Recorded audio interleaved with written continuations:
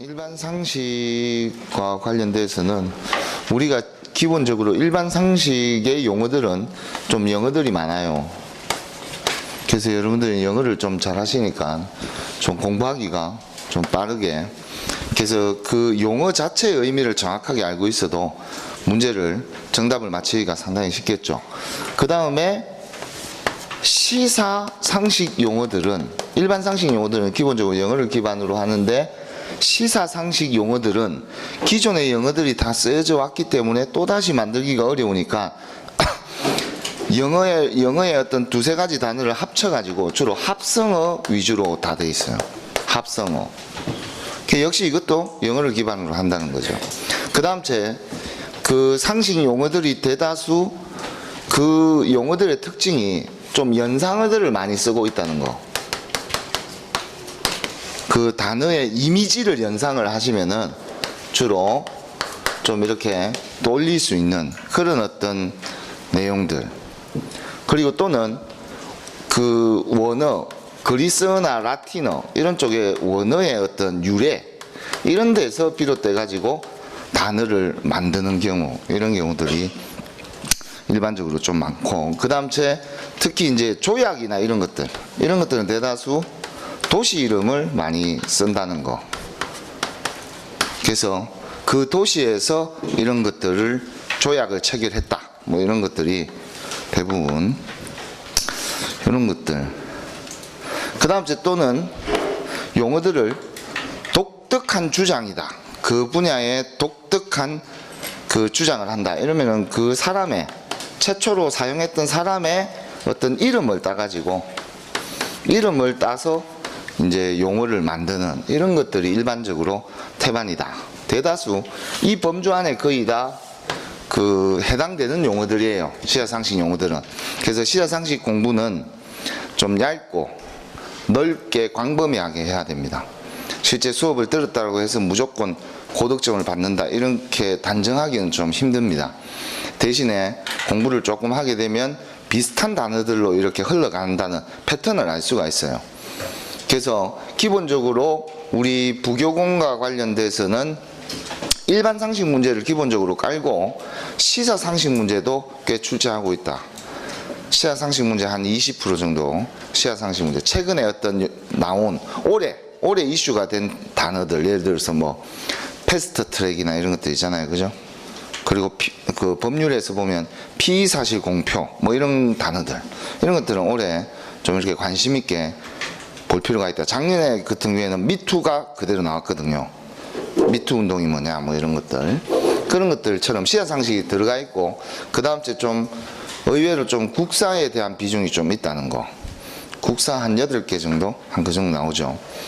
그리고 정치법률이나 이런 쪽은 기본적인 그냥 까는, 예전부터 그냥 기본적으로 까는데, 특히 공사의 특성상 경영경제 법률 이런 쪽은 기본적으로 조금 기초적인 소양들은 좀 있으면 좋겠죠. 그 다음 나머지는 이제 광범위하게 좀 이렇게 용어들이 이루어진다, 그런 특징들을 좀 알아두시고. 그래서 분량이 많아요. 기존에 실제로 보면 여러분들 한 2000제가 넘어갈 수도 있습니다. 근데 그거는 또 좋은 거죠. 알아서 공부할 수 있으니까. 그래서 시간 관계상 시간이 없기 때문에 좀 빠르게 진행을 하도록 하겠습니다. 자, 해킹이나 행동주의의 합성어다. 정치 사회적인 목적을 위해서 어떤 노선을 달리하는, 우리 가장 대표적인 어떤 이런 집단들이, 해킹 집단들이 대부분 어나니머스, 저 가면 쓰고 나오는 그 사람들 있잖아요, 그죠? 익명자, 저런 사람들이 주로 이런 사람들을 일컫는 하나의 용어가 뭐냐, 해크하고 저 행동주의를 합쳐가지고 핵티비즘이라고 해요. 핵티비즘. 해크하고 저 행동주의를 합쳐서. 그래서 여러분들 이제 크래킹이라는 말이 나오는데, 원래 우리 그 해킹과 크래킹의 차이는, 원래 본래의 뜻은, 해킹은 나쁜 뜻이 아니었어요. 본래의 뜻은 그 인터넷이나 어떤 전산망에 오류를 찾아주는 사람이에요. 찾아주는 사람. 그냥 좋은 뜻이에요. 좋은 뜻. 원래 본래의 뜻은 좋은 뜻인데, 이 크래킹은 나쁜 의도를 가지고 요렇게 해킹을 하게 되면 크래킹이 되는 거예요. 그래서 원래 크래킹과 해킹에서는 크래킹이 나쁜 거지 해킹은 좋은 뜻인데 지금은 그냥 통틀어서 그냥 해킹을 크래킹으로 봅니다. 지금은 통폐합됐다. 원래의 용어는 이런 뜻이지만 지금은 통폐합됐다. 그래서 지금은 해킹을 다시 정의를 내리게 되면 이렇게 됩니다.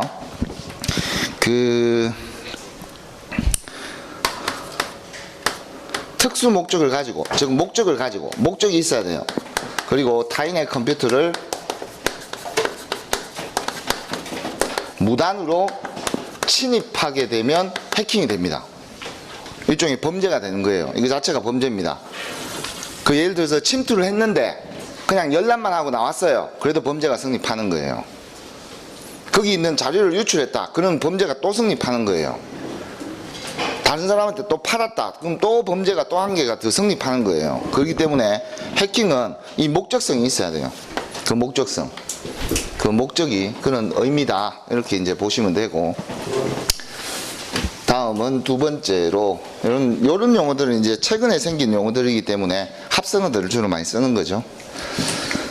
그 정치권에서 많이 쓰는 용어로서 근거 없는 사실을 조작해서 상대를 중상모략한다. 두 번째 줄 흑색선전한다. 중상모략, 흑색선전 이런 것들 키워드예요. 그냥 키워드. 그러니까 가능한 한 공부를 하실 때 키워드를 중심으로 공부를 좀 많이 하시라. 그럼 그 뜻이 바로 들어가 있죠. 이거는 마타도예요. 마타도. 마타도라는 유래는 어디서 왔느냐? 메타도르.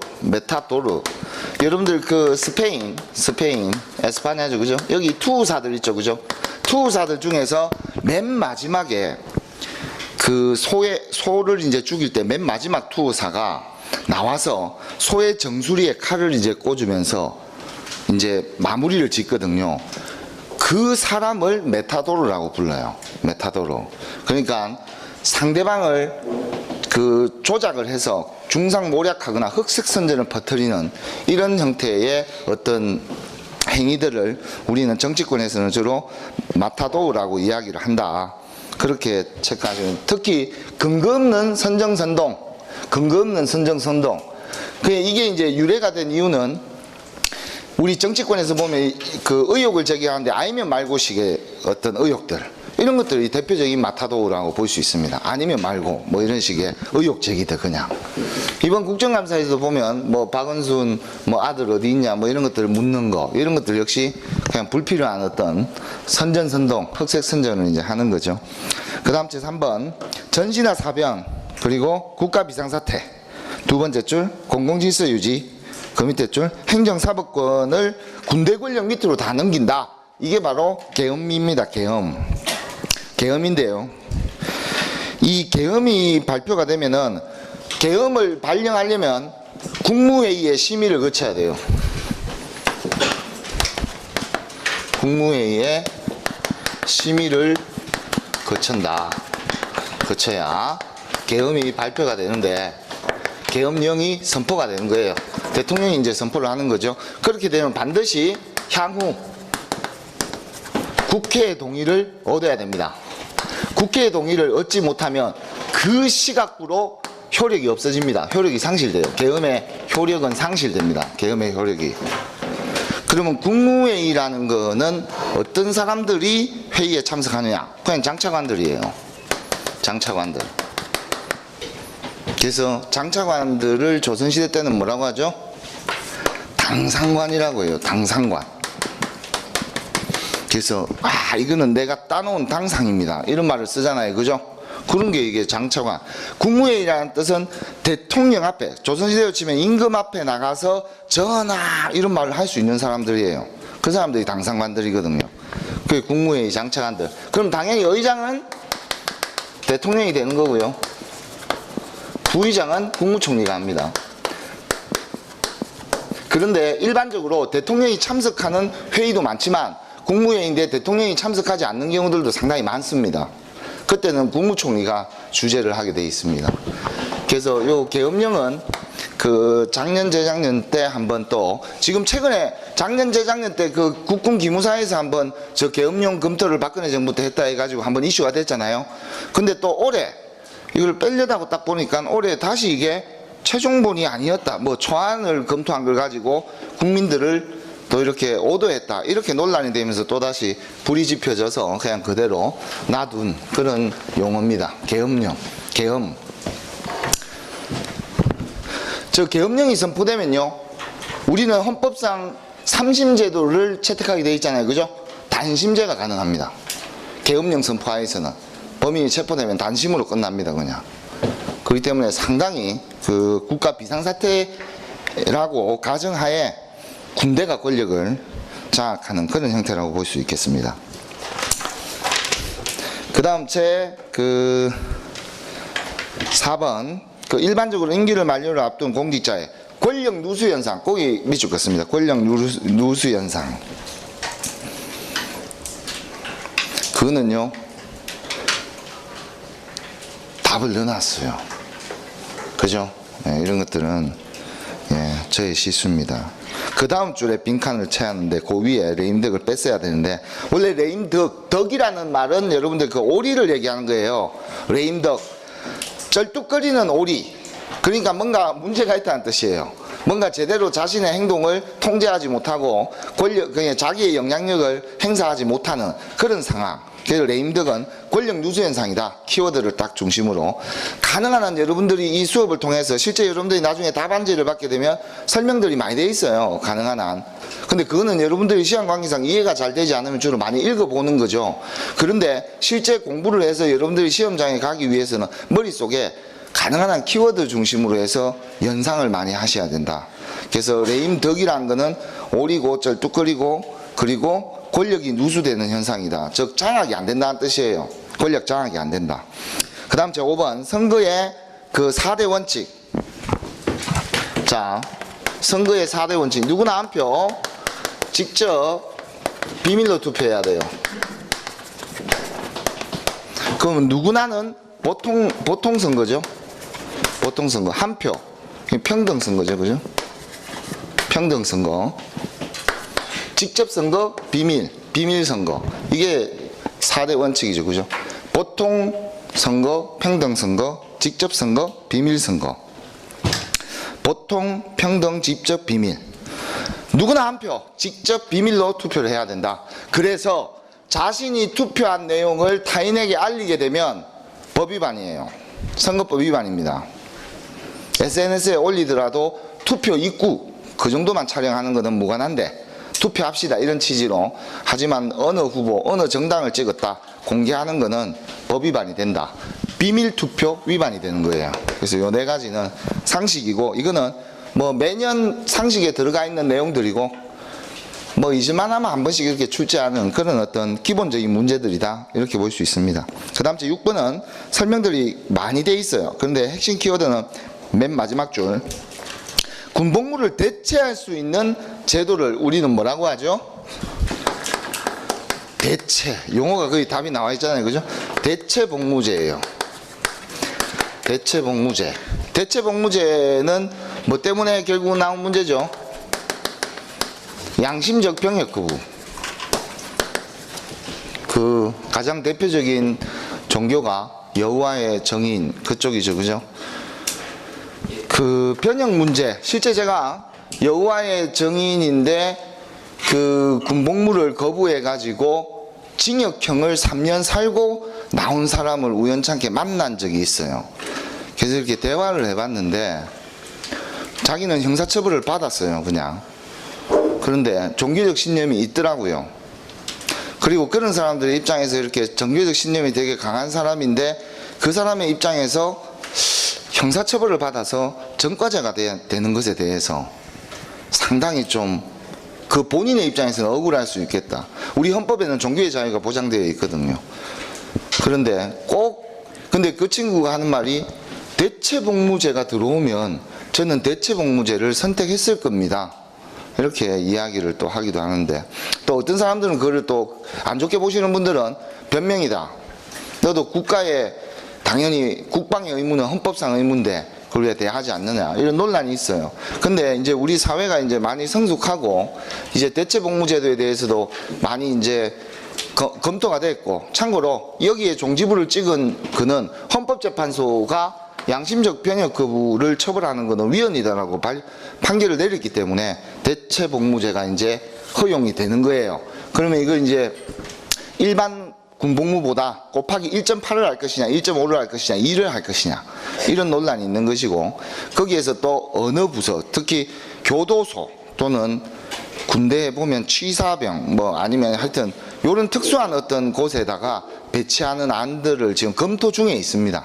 그래서 이런 것들이 이제 우리가 좀 인권적인 차원에서 좀 시대의 패러다임상 대체복무제를 지금 허용했다는 측면에서 의미가 있는 그런 단어들이다, 이렇게 보시면 돼요. 자, 그 다음 그 6번 징병제를 실시하는 국가, 금방 했죠, 그죠? 그 다음 7번 국민의 4대 의무, 국민의 4대 의무 금방 이야기했죠, 그죠? 국방, 또 뭐 있어요? 그렇죠, 납세도 있고요, 그죠? 세금 내야 되는 거, 교육, 근로, 요 네 가지가 국민의 4대 의무로 가장 중요한 것이고, 여기에 두 가지를 6대 의무로 하게 되면, 추가하게 되면은 환경보전의 의무가 들어갑니다. 환경보전의 의무. 그리고 재산권 행사를 공공복리에 적합하게 해야 될 의무가 있어요. 공공복리에 적합하게 재산권을 행사해야 되고, 그리고 환경을 보존해야 될 의무가 있어요. 그래서 그 공무원 면접에서는요, 환경과 관련된 걸 물어봐요. 질문을 어떤 식으로 물어볼까요? 공무원 면접에는 우리 국민의 4대 의무, 6대 의무기도 하기 때문에 환경보존 의무가, 공무원은 그거를 지켜나가야 되는 사람들이잖아요, 그죠? 그래서 일회용 제품에 대해서, 사용하는 것에 대해서, 규제하는 것에 대해서 어떻게 생각하느냐, 이런 질문들을 물어보는 거예요. 그랬을 때 너무 시대에 맞지 않고 불편함을 초래할 수 있습니다, 이런 식으로 얘기하면 그건 이제 민간 쪽으로 가야 되는 거고 공직에 못 들어간다는 뜻이죠. 근데 우리 이렇게 풍요로운 쾌적한 자연환경을 후손들에게 물려줘야 되는 거, 그것도 지금 현재 우리 공무원들의 책임이라고 생각합니다, 이렇게 얘기하면 이제 공직으로 들어오는 거고 뭐 그런 거예요, 그냥. 그래서 이런 것들을 의무를 기본적으로 봐야 되는 거죠. 그래서 여기 보면 기억자들이 좀 많아요, 그죠? 요건 하나는 이연인데, 또 국세, 국민세금 뭐 이렇게 하여튼요, 국방, 납세, 교육, 근로입니다. 근로의 의무도 있습니다. 근로의 의무는 그런데 조금 애매한 측면이 있죠. 나머지는요 전부 의무화되어 있어요. 교육은요 중학교까지 의무 교육 아니에요, 그죠? 그렇기 때문에 강제성이 다 수반됩니다. 납세도 강제성이 있죠. 안 내면 그거는 처벌받는 거 아니에요. 그리고 국방도 당연히 문제 되잖아요, 그죠? 근데 근로의 문제는, 이거는 좀 선언적인 의미가 있어요, 우리 헌법상에서. 국민으로서 일을 통해서, 그 일을 통해서, 자, 잘 보세요. 이렇게 보시면 돼요. 근로, 일을 해야 세금을 낼 수 있겠죠. 그렇게 일을 하기 위해서 먼저 어렸을 때 태어나면 교육을 받아야죠. 교육을 받아야 어쨌든지 뭐 좋은 근로의 질이 높아질 거 아니에요. 그렇게 해서 세금도 내고, 그런 세금을 가지고 또 국방을 튼튼하게 할 수 있는 거죠. 이 흐름대로 좀 이렇게 우리 인간이 성장하는 과정, 이거는 그 국민의 4대 의무기도 하지만 국가에서 이 4대 의무는 반드시 또 적극적으로 추진을 합니다, 이 네 가지와 관련돼서는. 그래서 이런 것들 체크해 두시고, 그 다음 그 8번 문제, 일반적으로 정부가 발표하는, 제가 그 밑줄 거라는 정책활동보고서, 그거 밑줄 껐습니다. 그게 백서죠, 백서. 이거 뭐 원래 영국에서 맨 처음 나왔어요, 백서라는 표현은. 영국에서 맨 처음에 나왔을 때는 파란색 뭐 이런 것들로 나왔다가, 지금은 전부 다 1년에 한 번씩 또는 2년에 한 번씩 이렇게 각 행정부, 부 단위로 주로 백서를 발간합니다. 국방부에서 발간하면 국방백서, 환경부에서 발간하면 환경백서, 뭐 이런 식으로 해서 주로 과거, 현재, 미래를 많이 담고 있어요, 그 부서에. 예를 들어 국방백서다 그러면 우리 대한민국의 국방의 과거, 현재, 미래, 이런 것들을 다 담고 있기 때문에 상당히 방향성, 이런 것들을 우리가 간접적으로 알 수 있죠, 백서를 통해서. 그래서 그 의정보고서 이런 개념이 아닙니다. 정책보고서예요, 일종의. 그 다음 9번 부모의 국적에 따라 자식의 국적이 결정되는 것을 우리는 사람에 의해서, 부모는 사람이죠. 그래서 자식의 신분이 결정되는 주의를 속인주의, 이거는 국제법상 속인주의입니다. 속인주의. 그런데 출생한 지역에 따라서 그 출생지를 결정하는 경우를 속지주의예요. 속지주의. 그래서 원정출산 이런 거 들어봤어요. 원정출산. 그래서 아이를 미국에 가서 태어나게 하는 거죠. 그렇게 하면 미국 국적을 가지게 되고 또 부모가 한국 사람이죠. 그럼 한국 국적을 취득하게 돼요. 그럼 이중 국적자가 되는 거죠. 근데 우리나라는 이제 20살이 되면 병역이 문제가 걸리잖아요. 그죠? 둘 중에 하나를 선택하게 돼 있어요. 그러다가 군대 가겠습니다 하다가 미국으로 갔다가 영원히 못 돌아오는 사람도 존재하는 거예요. 둘 중에 하나를 선택해야 되기 때문에 그런 문제들이 생겨요. 이제 그런 문제들, 하여튼 우리 한국에서는 국방 문제가 좀 예민한 그런 문제이기도 합니다. 지진이 온 것 같아요. 자, 그 다음 우리가 속인주의와 속지주의, 이걸 이제 기본적으로 보는데요. 우리가 일반적으로는 속지주의가 기본 원칙이라고 보시면 돼요. 기본 원칙. 대한민국에서 생긴 모든 문제는 대한민국 법에 따른다. 로마에 가면 로마법을 따르라. 그게 기본적인 속지주의적 관점이거든요. 그런데 속인주의는 주로 어떨 때 쓰이느냐, 그 사람의 좀 신분하고 관련된 문제, 그리고 그 선박, 항공기, 선박이나 항공기, 이런 쪽과 관련된 문제들은 대부분 속인주의로 많이 봅니다. 예를 들어서 대한민국 국적기가 이렇게 날아가다가 어디서 추락해갖고 막 떨어졌다. 그럼 그 사건이 발생된 거 아니에요. 그게 타 영토라 하더라도 그게 결국 우리 쪽하고 직접적으로 다 관련이 있는 것들 아니에요. 그렇기 때문에 속인주의를 이렇게 선택하는 경우들이 많습니다. 근데 기본적으로는 속지주의가 일반적으로 많이 있고, 이게 충돌되면은 국가들만의 그게 적절하게 원칙에 따라서 그렇게 하는 경우도 있습니다. 그래서 미국에서 범죄를 저지르는데 그 범죄가 우리나라에서도 같이 또 이렇게 관련이 있고 이런 경우에는 범죄인 인도 협약에 따라서 우리 쪽으로 와서 재판을 받을 수도 있는 거예요. 그런 경우에는 자기가 판단을 해야 되겠죠. 아, 여기 있다가는 사형당할 것 같다. 그러면은 인도인 협약을 직접적으로 청구를 해서 한국에 가서 재판을 받겠다. 이렇게 할 수도 있습니다. 추방이 되는 거죠. 그리고 여러분들 국적은 태어나면 그러면 자기 부모나 또는 그 태어난 지역에 따라서 국적이 결정이 된다면, 그러면 새롭게 국적을 얻는 방법은 뭐예요? 혼인, 기화. 혼인했을 때 국적이 바뀔 수 있죠. 그죠? 그리고 기화를 했을 때 국적이 바뀔 수 있습니다. 그 다음 맨 마지막에 여러분들 이런 거 잘 못 들어보셨어요. 법대생 아니면 잘 모를 건데, 이 인지라는 말이 있어요. 인지가 뭐죠? 예를 들어서 이런 게 있어요. 한국 사람이 필리핀에 갔는데 또 처음 봤는데 어쩌고 저쩌고 해가지고 역사가 이루어져서 아이가 태어났는데 그 아이가 자기 아이인지 모르고 그냥 한국에 돌아왔어요. 예를 들어서. 그런데 어느 날 그 애가 와가지고 아버지 이러는 거죠. 그럼 이 사람 입장에 당황스러울 거 아니에요. 근데 유전자 검사를 해보니까 일치가 나온 거죠. 와, 그동안 얼마나 그 아버지 없이 자란 서러움이 컸겠냐. 야, 너 한국에 다시 와라. 그럼 한국에 국적이 있어야 되죠. 그렇죠? 그때 인지, 자녀, 이 사람은 내 자녀가 맞다 라는 것을 법률상 확인해 주는 거예요. 그러면은 일종의 친자 확인 소송이죠. 일종의 그렇게 해서 인지가 되면 그 사람은 한국 국적을 다시 취득할 수가 있습니다. 필리핀에서 성장해서 필리핀 국적을 가지고 있어도 한국 국적을 취득이 가능해요. 이런 것들 빼고는 그 국적을 취득하기가 어렵습니다. 그리고 어떤 나라는요, 기화나 이런 제도가 아예 없는 국가들도 있어요. 태국 이런 데 기화가 없어요. 그리고 태어나면 연봉 1억. 태어나면 연봉 1억 하는데 알아요? 못 들어봤죠, 그죠? 태어나면 연봉 1억이에요. 지금은 1억 더 할 겁니다. 한 1억 2천 올랐을 거예요. 카타르, 도하. 카타르가 여러분들 80년대 이전까지 한국 사람들이 많이 이민을 갔어요. 태어나면 연봉 1억이기 때문에.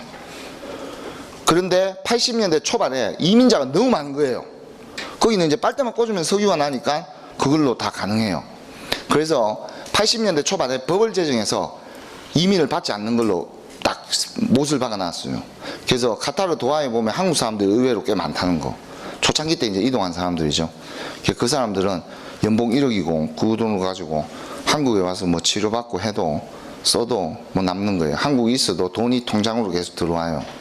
세금이 없고 그런 나라들은. 하여튼 이제 못 간다는 거죠. 우리가 알기 전에. 남들이 알기 전에 빨리빨리 뭐든지 준비해야 된다는 거예요. 자, 그 다음 제 10번으로 바로 가겠습니다. 민주주의의 3대 혁명은 영국 청교도 혁명, 1642년 미국 독립혁명, 1776년, 그 다음 제 프랑스 대혁명 한 10년 정도 지나서 1789년. 이게 그 민주주의의 3대 혁명인데요. 그 여기 영국은요 청교도혁명, 요게 좀 의미가 있어요. 청교도혁명이라는 거는 여러분들 여기서 보시다시피 종교 때문에 생긴 분쟁이에요. 저 스코틀랜드 절마들한테 야 너 그 영국 그 정교 믿어라 뭐 이런 식으로 난리치니까 일마들이 못 믿겠다 해가지고 한판 붙어가지고 결국 왕이 쫓겨나요. 이때는 왕을 숙청시킵니다. 왕을 죽입니다. 잘라요, 목을 단두대에. 그런데 그렇게 해서 공화정으로 바뀝니다. 이게 공화정. 어떻게 보면 민주주의가 이제 시작이 된 거죠. 공화정. 국민 주권주의 뭐 이런 식으로 시민들이 어떤 주권을 잡았는데, 이게 또 나중에 또 문제가 막 생겨가지고 이게 또 샤트를 내리고 또 프랑스에 이제 짱 박혀 있는 찰스 1세가 아니라 2세, 자기 아들, 그 숙청당 왕의 아들 찰스 2세를 다시 영국으로 복정을 시켜가지고 왕정이 다시 시작됩니다. 왕정으로 다시 회복을 해요, 영국이. 그 상태에서 또다시 문제가 생겨가지고 명예혁명이 일어나요. 명예혁명. 근데 이 명예혁명은 뭐 저런 청교도혁명만큼 유혈사태는 벌어지지 않고 그 왕이 자동으로 스스로 그 퇴진을 합니다. 그래서 왕을 죽이지 않고 명예롭게 퇴진을 시켰다 해서 명예혁명이에요. 명예혁명. 이름이 붙은 거죠. 그렇게 해서 이런 것들의 영향을 받아서 미국의 독립운동이 일어나서 미국의 독립운동이 일어나게 된 계기는요, 영국하고 프랑스하고 7년 전쟁을 해요. 그래서 영국의 재정이 국고가 바닥이 납니다. 그렇게 되니까 돈이 없다 이 말이죠. 그래서 미국의 식민지에다가 자꾸 세금을 가중하게 매기니까 미국 입장에서 네가 가라 북옥 하와이. 북옥 하와이는 이제 폐쇄가 됐어요. 그래서 더 이상 돈 못 내겠다. 그렇게 해가지고 우리 이제 독립할 거다. 독립하겠다. 그렇게 해서 이제 독립을 이제 시도를 하게 됩니다. 그렇게 해서 영국은 이미 되게 힘이 약화된 상태예요. 그렇다 보니까 프랑스하고 싸우는 과정에서, 그러니까 미국이 독립을 했으면 당연히 영국하고 프랑스는 지금 사이가 안 좋은 상태죠. 그죠? 그런 상황에서 얘하고 얘까지도 끊어지게 되니까 얘 둘이 이제 친해지는 거예요. 그래서 미국의 독립운동이나 이런 것들이 프랑스 사람들에게 엄청난 영향력을 또 줍니다. 저렇게 들고 일어나가지고 뭔가를 했다. 우리도 들고 일어나자. 그래서 미국 뉴욕에 가면 그 자유의 여신상 있죠. 그죠? 그 미국 독립을 축하한다고 프랑스에서 선물한 거예요. 자유의 여신상. 뉴욕에 있는 자유의 여신상을. 그 둘이 친하다 이 말이에요. 프랑스 가도 자유의 여신상이 있습니다. 참고로 쌍둥이처럼 이렇게 있어요. 하여튼 영국을 두고 이런 문제가 생겼고, 그다음에 여기에 영향을 받아서 프랑스 대혁명이 이제 일어나죠. 프랑스 대혁명이 이제 일어나서 이제 다 물러나는. 그래서 민주주의의 3대 혁명은 청교도 혁명, 그리고 미국의 독립혁명, 독립운동, 뭐 독립혁명이라고 해도 되고 상관없고요. 그 다음 제 프랑스 대혁명이 그렇게 이어진다, 이렇게 볼 수가 있습니다. 그 세 가지 시대 순으로도 알아두시는 게 좋아요. 설마 뭐 그런 문제는 되게 추잡스러워서 안 되겠지만 시대 순으로 뭐 이렇게 어떤 역사적 사건들 제시해 놓고 시대 순으로 뭐 두 번째 오는 거는 뭐 이러면 그건 국사 문제 이런 거에서 한 번씩 내겠죠. 그죠? 자, 그 다음 제 11번 문제. 상권 분립은 영국의 로크라는 사람이 처음에 제시를 합니다. 그래서 로크는 처음에 그 이권 분립을 주장해요. 이권 분립. 그 입법권하고 집행권. 법을 만드는 거하고 집행권. 여기 집행권에 사법하고 행정이 들어가 있는 거예요. 엄밀히 따지면. 그래서 프랑스의 몽테스큐에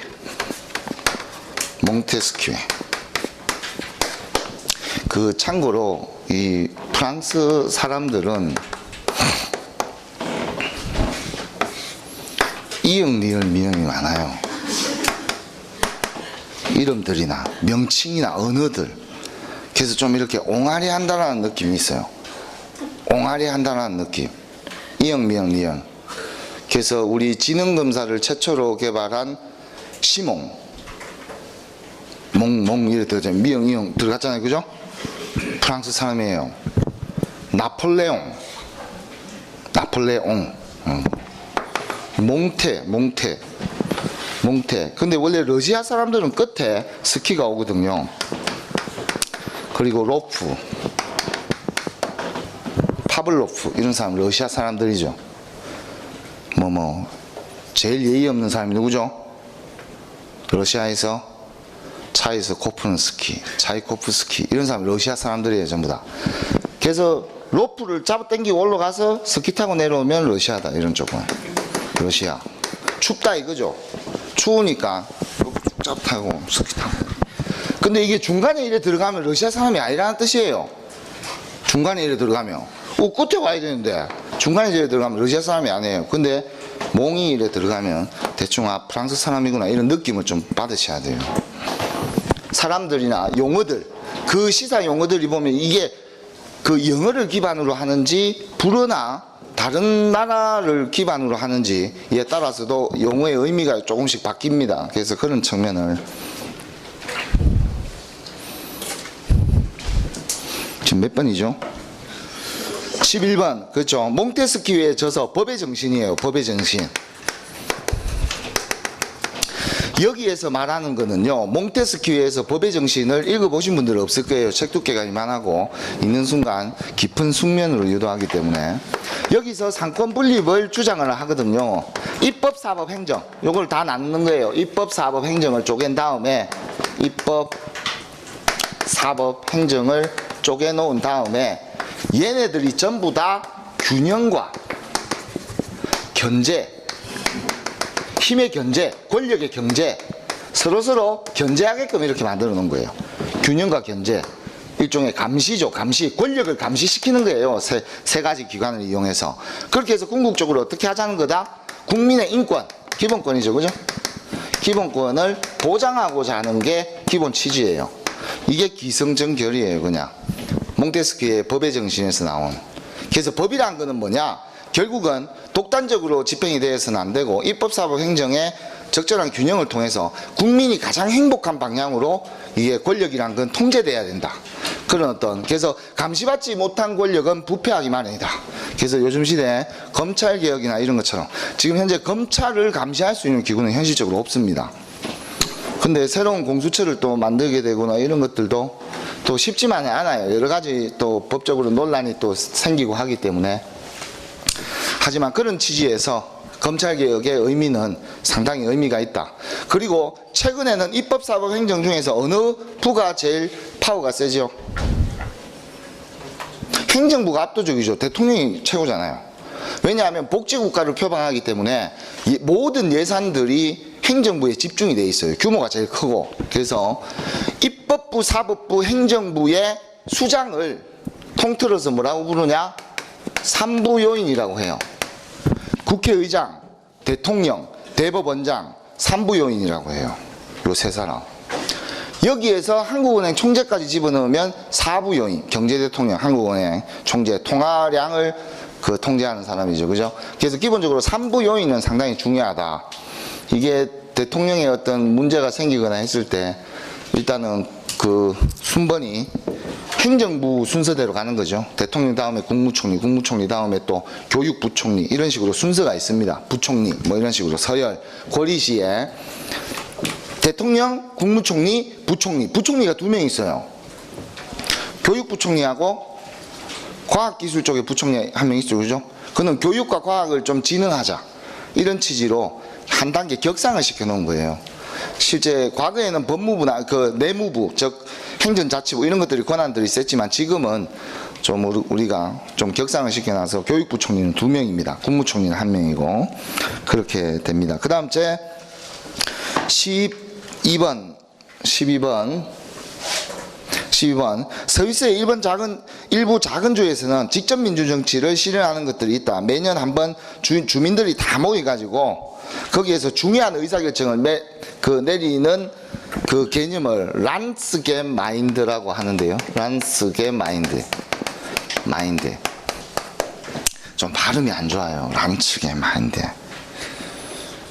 그래서 이게 우리나라로 치면 일종의 그 주민 참여 예산제 이거하고 약간 비슷한 취지예요. 그러니까 이 은평구에서 처음에 우리가 시도를 했거든요. 구청장이 은평구에서 지역 주민들이 몇월 며칠 날 다 이쪽으로 오이소. 그래서 어떤 예산을 어떻게 썼으면 좋겠는가 그것들을 주민들이 직접적으로 참여해서 발언을 해서 거기에 맞도록 구청장이 가능한 한 예산을 통제해 가지고 분배해서 집행하는 거예요. 그렇게 해서 주민 참여도를 높이는 거죠. 그럼 주민들의 만족도가 더 증가하겠죠. 그죠? 그러면서 그리고 실제로 행정가들은 주민들 개개인의 어떤 어려움이나 이런 것들을 실상을 잘 모른다 이 말이에요. 실제로는. 그렇기 때문에 약간 직접 민주정치를 가미한 어떤 그런 제도인데 순수하게 란츠게 마인드하고는 차이가 좀 있다 이렇게 보시면 돼요. 그래도 이런 것들이 시도가 되고 있다. 그 다음 책 그 13번 게임 이름에서 유래가 된 것으로 한국가 내에서 정치나 노사협상 국제의 상대의 양보를 기다리며 자기의 입장을 끝까지 유지하다가 결국 파국으로 이닫는다. 이게 이제 치킨 게임인데요. 요거는 예시를 알아두시면 돼요. 그 A 자동차와 사람이 한 명 타고 있겠죠. 그 B 자동차가 도로가 하나가 있어요. 하나의 도로. 상대방 양쪽 다 엑셀레이터를 받고 옵니다. 둘 중에 하나가 비껴야 되죠. 둘 중에 하나가 핸들을 꺾어야 되죠. 핸들을 꺾지 않으면 어떻게 되죠? 둘 다 죽는 거예요. 이게 치킨 게임이에요. 그래서 이게 겁쟁이, 둘 중에 한 명이 핸들 꺾은 쪽이 겁쟁이가 되는 거예요. 그래서 뭐 이렇게 치킨, 그 겁쟁이를 비꼬아서 하는 표현이 치킨이라는 개념에 그 반영이 돼 있다. 겁쟁이란 뜻이다. 그래서 치킨 게임 또는 겁쟁이 게임이라고도 합니다. 이게 이 치킨이 결국은 그 닭처럼 쫄아가지고 비키는 경우를 우리 겁쟁이 게임 또는 치킨 게임이라고 하는 거죠. 양보 없이 끝까지 주장하게 되면 결국 충돌하게 되고 양쪽 다 망하는 게임이다. 되게 어리석은 게임이다. 이런 것들을 비난하기 위해서 만든 용어다. 이렇게 보시면 될 것 같아요. 자, 그 다음 제 국제는 여러분들 국제 관계는 전부 다 힘의 논리에 의해서 전개가 됩니다. 힘의 논리. 국제 관계 중에요. 상식이나 뭐 설득 이런 것들 거의 없어요. 그런 것들은 그냥 하는 소리고 궁극적으로 힘의 논리예요. 최근에 우리 한국 수출 규제 있죠? 전형적인 힘의 논리 아니에요. 그냥 힘으로 밀어붙이는 거 아니에요. 일본은 여러분들 기본적으로 일본은요 기본 정서가 한국을 무시하는 경향이 있어요. 과거로부터 지금 현재까지 단 한 번도 바뀐 적이 없어요. 근데 그런 것들이 응축됐다가 이번에 자기네들도 터졌다고 봐요. 일본 사람들의 정서가 일본인들 입장에서는 우리도 참을 만큼 참았다. 한국이 우리를 자꾸 없이 여긴다. 뭐 이런 식으로 자기네들이 쌓인 게 많다는 뜻이에요. 그걸 터뜨린 거예요, 일종의. 그러니까 자기네들 일본 한국 수출 규제의 90%가 지지한다. 뭐 이런 여론들이 조성되는 이유가 그런 정서들이 깔려 있어요. 일본 사람들은. 좀 그런 것들. 실제로 일본은 우리 때문에도 돈을 많이 벌었거든요. 한국 전쟁 때. 미국이 군수물자들을 일본 쪽에서 전부 다 또 막 공급을 받았거든요. 그래서 엄청난 호황을 또 가졌죠. 미국이 전 세계적으로 가장 패권 국가가 될 수 있었던 계기는 1차 세계대전과 2차 세계대전 때문에 그래요. 그때 미국이 군수물자 때문에 돈을 엄청나게 많이 벌었습니다. 그게 이제 미국이 부자가 된 계기가 되는 거죠. 그게 강대국으로 완전 전 세계 패권 국가가 된 어떤 계기가 그런 전쟁. 우리나라 같은 경우에는 이제 월남 전쟁, 베트남 전쟁 때문에 또 그때 또 막 돈들을 미군한테 돈을 달러로 받아요. 그렇게 하고 이게 거기 용병들, 우리 한국 군들이 나가 있잖아요, 그죠? 그럼 거기에 달러로 돈을 받잖아요. 그럼 일단 본국으로 보내라. 이렇게 다 본국으로 보내라. 보내면은 국내에서는 이제 우리나라 원 화폐로 바꿔서 이렇게 막 주는 거죠. 그때 당시에는 그런 게 뭐 별로 의미가 없으니까, 모르고 이러니까 그냥 그렇게 그 달러를 가지고 또 여러 가지 투자도 하고 해가지고, 또 베트남 전쟁 때문에 우리나라가 또 좀 약간 좀 괜찮죠. 근데 베트남하고는 우리나라가 지금 현재 사이가 좋아서 다행입니다. 앞으로 상당히 희망이 있는 땅이 베트남이 될 수 있을 겁니다. 그래서 여러분들이 나중에 이제 부산교통공사에서 잘 돼가지고 한 20년 정도 후면은 베트남에 또 철도공사를 할 수 있을 수도 있어. 그냥 상상력, 좋은 상상력. 네. 그런 마음이 자꾸 있어야 또 공부하는데 좀 어려워도 견딜 수가 있습니다. 다음은 14번. 강대국이 막강한 군사력을 이용해서 그 밑줄 긋습니다. 특정 지역이나 국가를 무력으로 지배하려는 대외 정책. 직접 무력으로 지배하는 개념은 아닌데요. 이게 패권주의거든요. 패권주의. 패권주의. 패권주의하고 제국주의하고 차이가 뭐냐? 그러면 패권주의는 영향력이 키워드죠. 상대방 국가에게 영향력을 행사하는데 그 영향력이 대부분 문화나 경제적인 측면으로 힘이 들어갑니다. 일종의 경제적 종속관계, 자기네들 영향력 안에 집어넣는 거죠. 그래서 영향력을 행사하는 거예요. 그러니까 이 국가는 독립국가죠. 독립국가가 맞아요. 독립국가, 너네 독립국가라는 거 인정할게. 하지만 우리 경제력 또는 우리 군사력의 범위 안에 너 들어와 있어라. 그러니까 쉽게 얘기하면 한국이 미국에 약간 가까이 있는 것도 일종의 미국의 패권주의 속에 있는 어떤 그런 측면이 있고, 제국주의는 무조건 영토 확장, 땅 따먹기, 그 식민지 건설, 침략, 둘 다 침략은 똑같아요. 이것도 둘 다 침략합니다. 둘 다 침략은 해요. 침략적인 부분이 있어요, 실제. 직간접적으로, 저건 경제적으로 침략하는 거고요. 이거 제국주의는 그 실제 군사력으로 침공을 해서 영토를 확장하는 게 목적이에요. 이거는 완전 전쟁을 전제로 하는 거죠, 전쟁은. 그 전쟁을 전제로 하기 때문에 군대를 제일 앞세워야 된다, 뒤로 밀어야 된다. 군대를 제일 앞에 앞세워야 되겠죠, 그죠? 그래서 이제 이데올로기와 군국주의 이런 것들을 전제로 또 이데올로기를 삼고 있는 거예요. 군대가 그 국가의 가장 제 앞에 서야 된다. 북한으로 치면 성군 정치 이런 것들이 전부 다 일종의 약간 군국주의의 어떤 비슷한 어떤 그런 개념들이고, 패권주의하고 제국주의는 좀 다르고요. 지금의 어떤 러시아나 지금의 중국과 미중 간의 어떤 관계들은 약간 패권주의적인 성향들이 있다, 이렇게 볼 수 있습니다. 주변국들을 그렇게 통제하려는 어떤 섭성들을 볼 수가 있겠다. 자, 그 다음 제 15번. 15번은요, 그 각 민족은 자국의 정치나 정치 운명을 스스로 그 결정한다. 이게 그 미국의 윌슨 대통령입니다. 민족 자결주의예요. 요 말을 그대로 그냥 읽으시면 이 용어가 되는 거예요.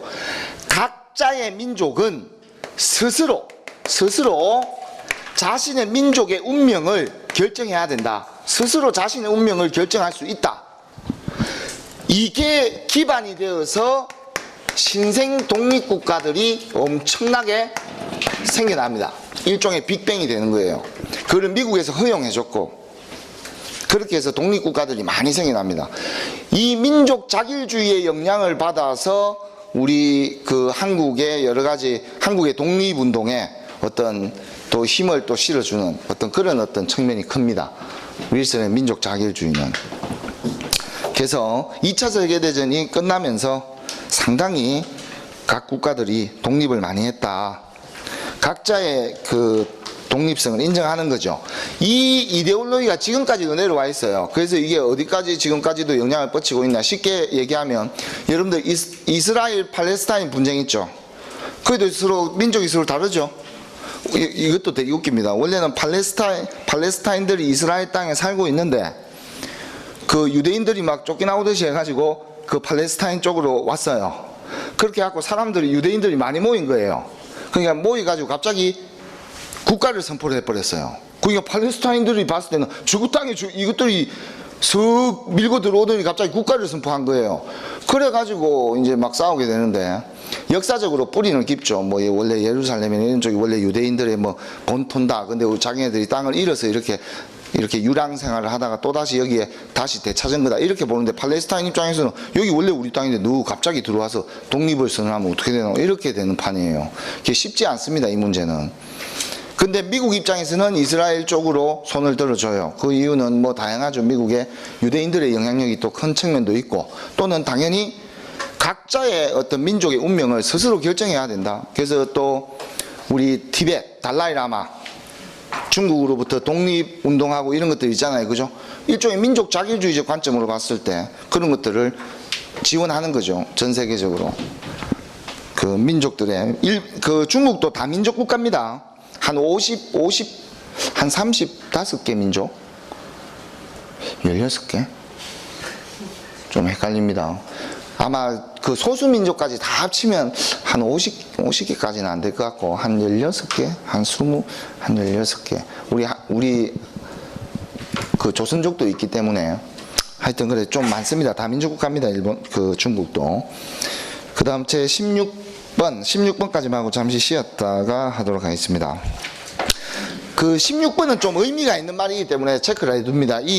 여러분들 직원의 숫자는요, 일이 많아지면, 그냥 회사가 성장하면 직원의 숫자가 늘어나느냐? 그 성장하면 직원의 숫자가 늘어나죠. 이거는 다 이해를 하는 거예요. 근데 실제로 공무원 조직을 연구를 해보니까, 그 공무원 조직은 여러분들 새롭게 성장하기가 좀 어렵잖아요, 실제로는.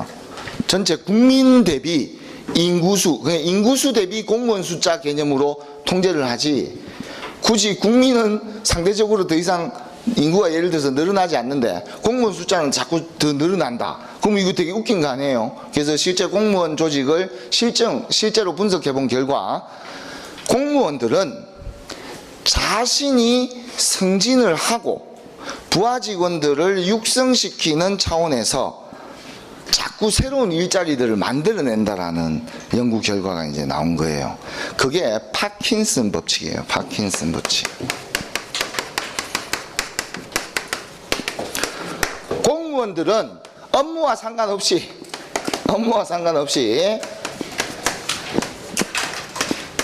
이게 쉽게 얘기하면 뭐 일자리라고 할 수도 있고요. 그 공무원 수라고 이야기할 수 있죠. 일자리가 늘어나니까 공무원 수가 증가하는데요. 이게 증가한다는 뜻이에요. 업무와 상관없이 일이 많아지면 자꾸 생기는 게 맞는데, 일은 안 많아지는데 숫자는 자꾸 늘어난다. 자신의 어떤 기득권 이런 것들을 유지시키기 위해서 새로운 일자리들을 만든다는 뜻이에요. 실제 우리 군대도 그렇습니다. 군대도 보면 위쪽으로 가면 의외로 별들이 있는 그 자리들이 꽤 많아요. 그걸 더 늘리는 거예요. 야, 내 자리는 만들어주고, 그래도 야, 네가 나를 빼야지. 내 자리도 안 만들어주고 네 그러면 되겠나? 그러면 기존에 있는 걸 하나 또 새롭게 편제를 바꿔서 하나 만드는 거예요. 대충 그럴듯하게. 그렇게 하고 그쪽으로 또 밑에 배치를 시키는 이런 것들이 파킨슨 법칙입니다. 파킨슨 법칙. 관료제의 비효율성을 비판하는 내용입니다. 파킨슨 법칙은 관료제의 비효율성을 비판하는 측면. 그래서 대부분 그래서 공무원 조직들은, 관료제 조직들은 외부 컨설팅을 받는 거예요. 안에서는 자신의 문제를 바라보기가 힘들거든요. 그래서 외부 전문가를 불러서 그 내부의 상황을 객관적으로 판단해달라. 밖에서 온 사람들은 제3자잖아요, 그죠? 그래서 그렇게 컨설팅을 많이 받는 겁니다. 자, 10분간 쉬었다가 이어서 바로 하도록 하겠습니다.